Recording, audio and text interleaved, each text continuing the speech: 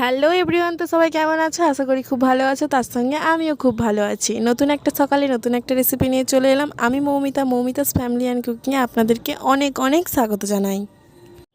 তো সামনেই জামাই ষষ্ঠী, আর জামাই ষষ্ঠী মানে বাঙালি জামাইদের জন্য স্পেশাল একটা দিন। অবশ্যই শাশুড়িদেরও ওই দিন শাশুড়িরা নিশ্চয়ই চাইবে জামাইদের জন্য স্পেশাল কিছু বানানোর। তো আমি বলবো স্ন্যাক্সে এই রেসিপিটা অবশ্যই জামাইদের বানিয়ে খাইও। কিছুই নয়, একদম ইজি রেসিপি। প্রথমে কিছুটা আমি চিকেন নিয়েছি, চিকেনটা একটু ছুরি দিয়ে ছোট ছোট করে কেটে নিয়ে কড়াইতে একটু তেল দিয়ে ভেজে নিয়েছি, আর ওতে দিয়েছি একটু টমেটো, আর একদিকে আলুও একটু সেদ্ধ করে রেখেছি। এরপর চিকেনটা ভাজা হয়ে এলে কড়ার মধ্যে ওই তেলেতেই একটু টমেটো দিয়ে কিছু গুঁড়ো মশলা দেবো, আর হ্যাঁ, সঙ্গে একটু আদা রসুনের পেস্টও দেবো।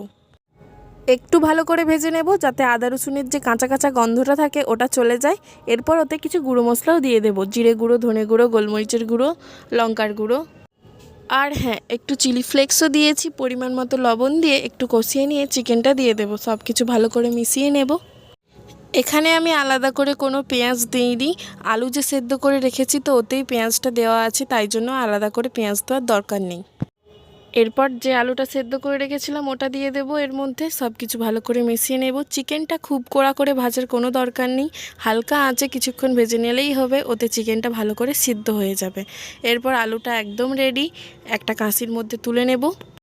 আর এদিকে একটু বেসন, চালের গুঁড়ো, কর্নফ্লাওয়ার, পরিমাণ মতো লবণ, একটু গোলমরিচের গুঁড়ো আর লঙ্কার গুঁড়ো দিয়ে একটা ব্যাটার বানিয়ে নেব। চিকেনের পুর তো একদম রেডি। এরপর বেসনটা মাখানোর অপেক্ষা। বেসনটা মাখানো হয়ে এলে হাতে একটু তেল নিয়ে নেব। তেল নিয়ে বেসনটা যেন না পাতলা মাখানো হয়, যেই রকম চপের জন্য বেসন মাখানো হয় সেই রকমই মাখাতে হবে। এরপর হাতে একটু তেল নিয়ে চপের শেপ দিয়ে দেব। যে পাত্রের মধ্যে চপগুলো বানিয়ে রাখবো যাতে চিটে না যায় তার জন্য আগে একটু বেসন ছড়িয়ে দিয়েছিলাম। এরপর চপগুলো একই রকমভাবে সবগুলো করে নেব। আর এদিকে কড়াইতে একটু তেলও গরম বসিয়ে দিয়েছি। এরপর চপগুলোকে বেসনের মধ্যে ডুবিয়ে নিয়ে গরম গরম তেলের মধ্যে ছেড়ে দেব। আর হ্যাঁ, অবশ্যই গ্যাসের ফ্লেমটা যেন খুব বেশি হাই না থাকে, মিডিয়াম টু হাই আঁচে থাকে। এতে কি হবে, চপটা ভালো ভাজা হবে। আর যদি খুব হাই হয়ে থাকে তো চপের বাইরেটা ভাজা হয়ে যাবে কিন্তু ভেতরটা কাঁচাই থাকবে, তো ওতে খেতে খুব একটা ভালো লাগবে না। হাতে একটু সময় নিয়ে চপগুলোকে একদম লাল লাল করে ভেজে নিয়েছি। এরপর ছেঁকে নেব।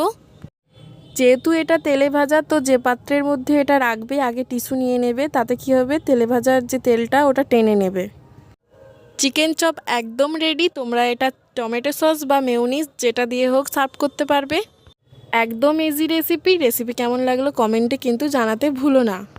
এই রকম আরও নতুন নতুন রেসিপি দেখার জন্য আমাকে বেশি করে সাপোর্ট করো, আর সাবস্ক্রাইব করতে ভুলো না কিন্তু। আর ফেসবুক থেকে যারা দেখছো ফলো ব্যাক করে দিও।